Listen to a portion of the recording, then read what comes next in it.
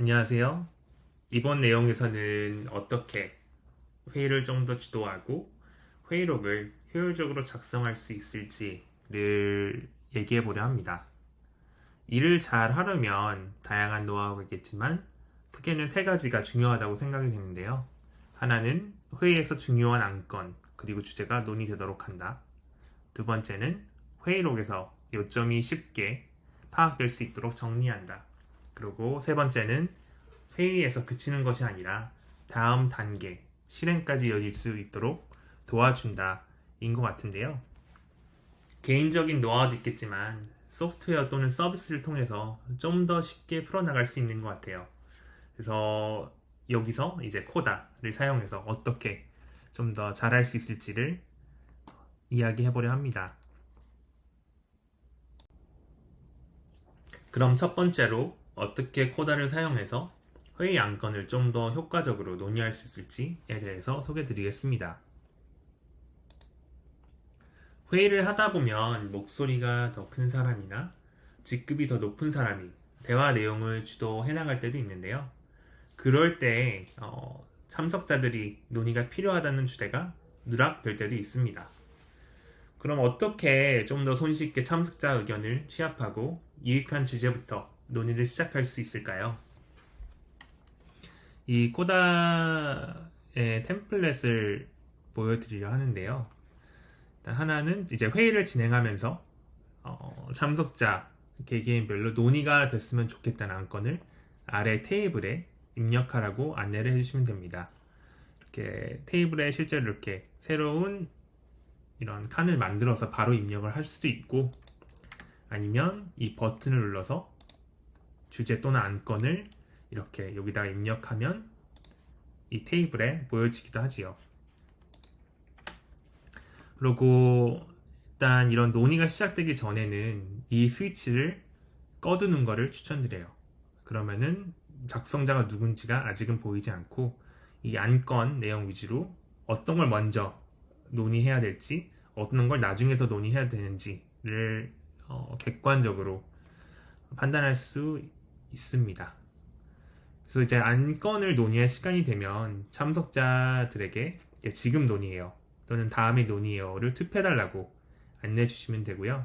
예를 들어서 이 안건이 중요하다고 저는 생각해요. 그러면 이거를 이렇게 눌러주고 제가 이 안건을 올렸는데 누가 지금까지 이거를 투표해서 먼저 논의합시다 라고 했는지는 이렇게 마우스로 올려두면 이렇게 바로 볼 수가 있고요.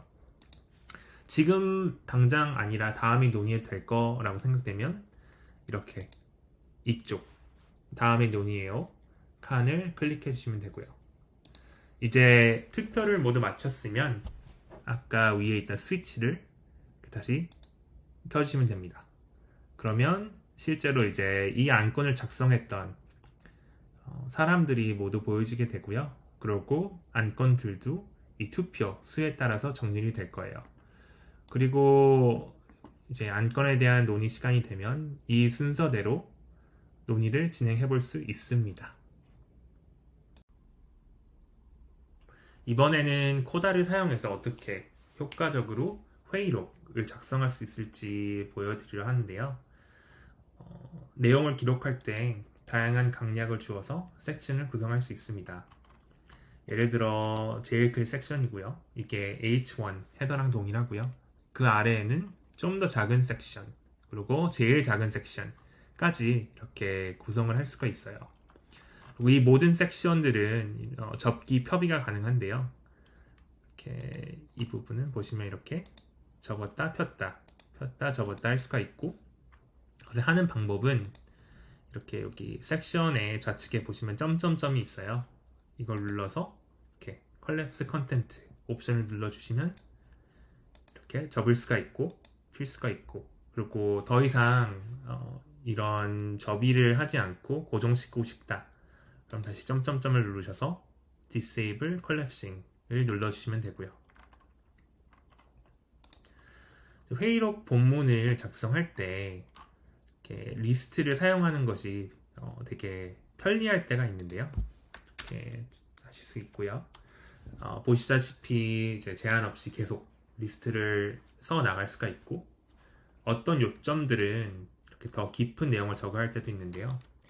더 들어가고 싶으면 이렇게 탭을 사용해서 이렇게 넣어주시면 되고, 다시 Shift랑 탭을 눌러서 밖으로 빼실 수 있습니다. 또 다른 이유로 리스트가 편한 것은 리스트에서도 접기 펴기가 가능해요. 그래서 여기 보시면 이렇게 접기 펴기가 가능하고, 이것을 활성화하는 방식은 아까 위의 섹션과 동일합니다. 이 라인에서 점점점 눌러주시면 이렇게 컬랩스 컨텐트 옵션이 나오는데요.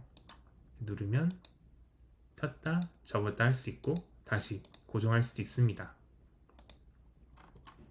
회의를 마치면 이제 다음 단계를 위해서 추가 논의 또는 할 일들이 생기는데요.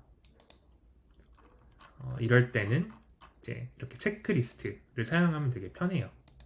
그래서 체크리스트에서 끝나면 이렇게 자동으로 이렇게 지워주는 스타일링까지 적용이 되어 있고, 그리고 사람을 문서에 소환하고 싶거나 이 담당자를 바로 여기다 기입하고 싶다면 이렇게 골뱅이 누르면서 이런 사람들을 이렇게 선택해 줄 수가 있고, 그러면은 이렇게 소환된 사람은 바로 알림을 받게 됩니다. 네, 이 정도로 이제 코다를 사용해서 어떻게 회의를 더 쉽게 진행할 수 있을지 소개해 드렸는데요. 이 문서 링크는 영상 설명에 추가해 두겠습니다. 고맙습니다.